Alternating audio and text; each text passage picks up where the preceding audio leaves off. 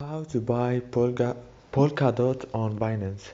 Hello guys, in today's video I'm going to show you how to buy Polkadot in easy fast way on Binance app. So first thing we do is we go to Binance.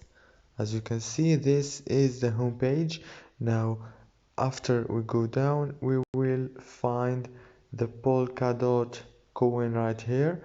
Now if you want to buy it, you have just to click on this option right here, this yellow option, and click buy, and then you need to search for it right here if you didn't find it here.